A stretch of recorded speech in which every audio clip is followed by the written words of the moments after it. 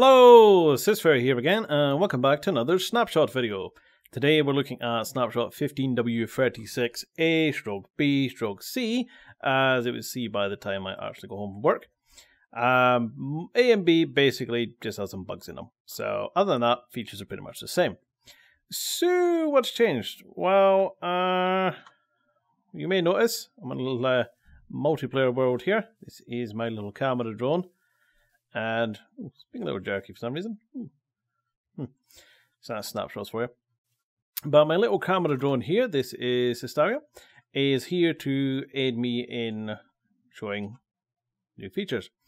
You can't see it because it's actually on the other screen, but for some reason, and I don't think this is normal, any movements I do take a moment or two to actually get to the other player. And both of these are running on a local server on the machine, and both players are on the same machine. So I think there's probably a little bit of a glitch with the netcode there. The main sort of things, well, why have I brought sysfailure in? I can do this. You can now push players around like that and sort of shove them off the edge. Splat. Which is something you used to be able to do a long time ago, but you haven't been able to for a while. That obviously will annoy the hell out of a lot of people, as you'll end up shoving people in the corners, sealing them in and stuff like that when they're AFK. And for various maps and everything, it's going to be a nightmare. Say multiplayer parkour, that's just going to utterly destroy them.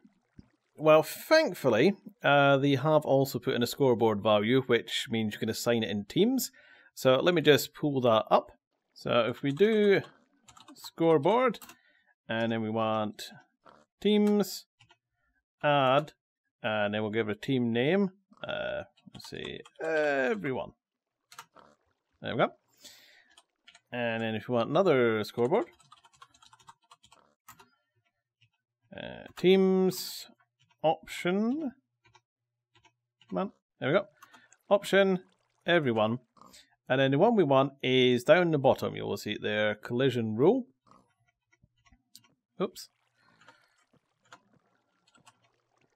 And then collision rule has always, push own team, never, and push other teams. So I'm going to change it to never, like so.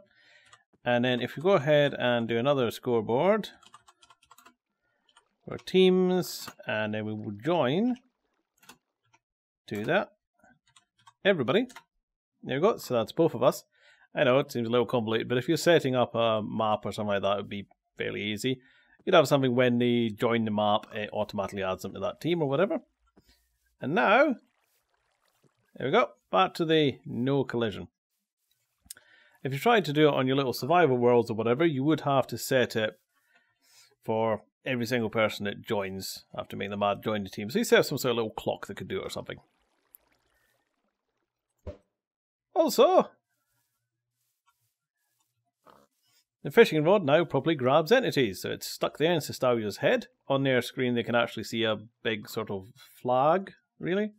And it pulls them a little bit. Can't say it pulls them a lot. And in fact, it's not being pulled there. That's it, you can be a really, really crap Mortal Kombat Scorpion. So, what else do we have?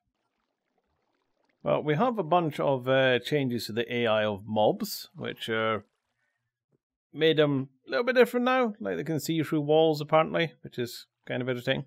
They've also changed how all the various armors work.